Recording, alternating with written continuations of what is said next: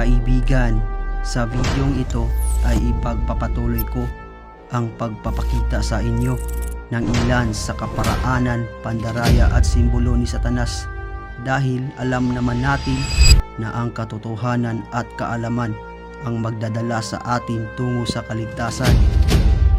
Unahin natin itong pentagram. Alam nyo ba ang pentagram ay isa sa makapangyarihang simbolo para kay Satanas? At kunti lang ang nakakaalam nito. Napakaraming taong nadadaya at naluloko nito. Alam nyo ba mga kaibigan na ang mga satanista, mga mangkukulam at iba pang lingkod ni Satanas ay gustong-gusto ang simbolo na ito? Ito ang isa sa simbolong ginagamit nila para sa kanilang mga ritual o pagtawag ng mga demonyo at simbolo para i-representar si Satanas. Sa diksyonaryo ng mysticism, malalaman natin ang pentagram ang isa sa makapangyarihang simbolo sa pagtawag ng mga espiritu. Kadalasan sa ating tao ay walang alam kung ano ba talaga ito sa espiritual na mundo at nagpapaloko. Ang iba'y nagsusuot at nagsasabing pampaswerte daw, nagbibigay daw ng proteksyon. Siguro'y totoo, pero baka magiging kapalit naman ng iyong kaluluwa papuntang impyerno. Ito pa nga ang simbolong ginagamit bilang parol ng ipinakilalang araw ng Pasko ng karamihan. Ang iba'y naging disenyo ng kanilang mga tahanan o kahit saan paman. Kaibigan, kung mahal mo ang iyong kaligtasan, dapat ang simbolong ito ay iyo nang iwasan para hindi mo maimbitahan ang mga demonyo sa iyong buhay at tahanan. Kaibigan, dumako naman tayo sa ibang simbolo. Itong peace sign, ang peace symbol at ang hand gesture nito. Dinisenyo ni Gerald Holton para ipromote ang kapayapaan noong 1950s. Pinakilala at pinagaganap sa buong mundo.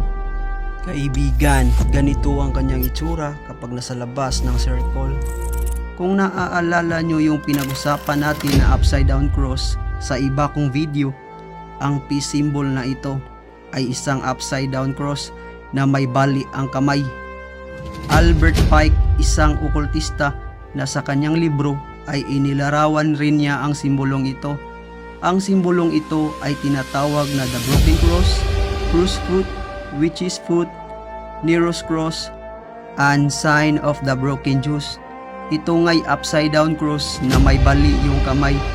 Sabi ni Cathy Burns sa kanyang libro ng Masonic at Occult Symbols, nakasaad na ang simbolong ito ay isang powerful na simbolo ng mga Antichrist. At di lang yan, nakasaad rin dito na ito ay kalapastangan sa Espiritu Santo at ang pag-reject kay Panginoong Hesus kahit wala kang alam o meron ka mang alam. Ang mundo nga ay punong-puno ng bitag ni Satanas at sabi ng Biblia, tayo rang mga tao ay nawawasak sa kakulangan ng kaalaman. Sa dami ng tao sa mundo ay hindi na mabilang ang mga taong gumagaya nito, kahit pa yung mga taong Kristiyano. Tandaan, ang peace hand sign na ito ay ang representation ng simbolo na ito, kaya huwag magpaloko.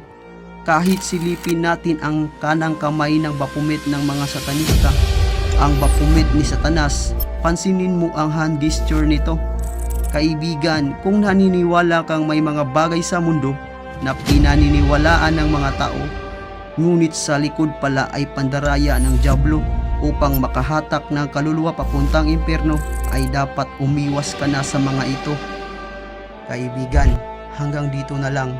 Oras na para marinig ang komento mo. Ikaw, anong masasabi mo? Kaibigan, pakishare mo rin naman para sa kaalaman ng karamihan.